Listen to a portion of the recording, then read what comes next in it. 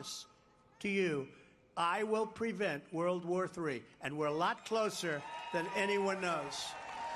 We are a lot closer to World War III than anyone knows. And that will be a war like no other. That will be obliteration. This isn't army tanks going back and forth shooting at each other. This is weaponry like nobody can even imagine. You don't even want to talk about it. On my first day back in the White House, I will terminate every open borders policy of the Biden administration and begin the largest deportation operation in American history. And I will also use Title 42 to end the child trafficking crisis by returning all trafficked children to their families in their home countries, and that will be done immediately. They want to go home. They want to go home. Horrible what they've done to children. On day one, I will sign a new executive order to cut federal funding for any school pushing critical race theory, transgender insanity, and other inappropriate racial, sexual, or political content onto the heads of our children. And I will not give one penny to any school that has a vaccine mandate or mask mandate. No mandates. I will immediately close the Federal Department of Education, and we will move everything back to the states where they can individualize education and do it with love for our children. You know, we spend a fortune on education. We spend more than any other country in the world by far. It's not even close. And we're last. Out of 40, we're 38, 37, sometimes even 40. We're last. So we spend sometimes 3 times. You have Denmark, you have Sweden, you have Norway, you have China. It's at the very top of the list a lot. And we're like last, and yet we spend 2 and 3 times more money per pupil than they do. We're going to end that. South Carolina will run their own. Do you like that idea, Henry? You'll do a great job. If you have the right people, you're going to do a great job. It can't be worse than what's happening right now. So many people in Washington, building after building. We need maybe 2 or 3 people just to make sure they are teaching English in our schools. Say, is everybody teaching English? Okay, you qualify. I think South Carolina, as an example, in particular, a place like South Carolina would do an unbelievable job with education, and they do it with love. I will keep men out of women's sports. I've been talking about this for so long. And I will sign a law prohibiting child sexual mutilation in all 50 states. Can you imagine? Can you imagine, Yvette? Can you imagine even saying that? Having to even say, child, think of it. I was thinking the other night, I was making a speech. I said, I will not allow child mutilation.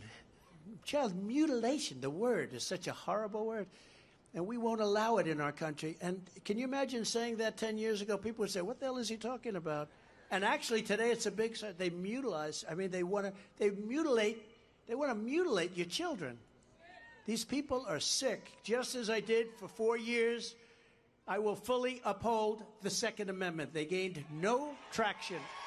They're gaining traction now. They're playing with your bullets, your ammunition. They're gaining a lot of traction right now. But, you know, keeping men, by the way, just to go back, keeping men out of women's sports, it's the craziest thing I've ever seen. And you have to look at some of these records. A great one is weightlifting, where for years and years, 18 years, this record stood, and you had this great female athlete. She was going to break the record. Her parents were there. They were all so happy. They're so proud. And they put like a 1/4 of an ounce on each end, right? And she went up and up and up. Oh, and she didn't make it. Then a guy comes on stage. He just became, I guess, female, right? Is that a correct statement? He just became female. He lifted that sucker. Ding, ding. I think broke the record by like 140 pounds. 1/8 of an ounce on each side. He broke the record by 140. It's not going to be broken anytime soon. Maybe in 1,000,000 years from now, if we're still around, because we have stupid people here that will allow everything to be obliterated. Don't kid yourselves. And I will secure our elections, because our elections, if you don't have great, free, fair elections and you don't have borders, you don't have a country. And right now, we don't have much of a country. We're laughed at all over the world. Our goal will be one-day voting with paper ballots and voter ID. It's very simple. One-day voting, paper ballots, voter ID.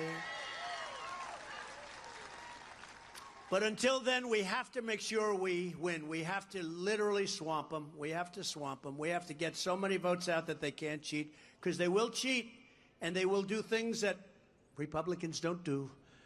They are very, very bad people in so many different ways. This is what we must do in conclusion to restore our country to greatness. The USA is a mess. Our economy is crashing. Inflation is totally out of control. China, Russia, Iran, and North Korea have formed together as a menacing and just a horrible, menacing and destructive coalition. Our currency is crashing and will no longer be the world standard, which will be our greatest defeat in 200 years. Our currency will no longer be the world standard. Look at what's happening. All these countries are going over to the yuan. That's China. What they're doing to us, I'll get that stopped in one day. I'll say, you get that stopped, or we're not doing any trading with you. There'll be no more trading. They'll be, oh, we would love to stop that, or we would like to stop that. But nobody talks to them properly. It won't happen with me, not even a little chance, just like Russia would have never invaded Ukraine, as I said, and China would not even thought about Taiwan. And you know what? He just said it. They didn't. They didn't. There was never a thought. And I'll tell you what, that was the apple of President Putin's eye. I spoke to him very well. I had a great relationship with him. It's good to have a good relationship. You know, the fake news, look at all of them back there.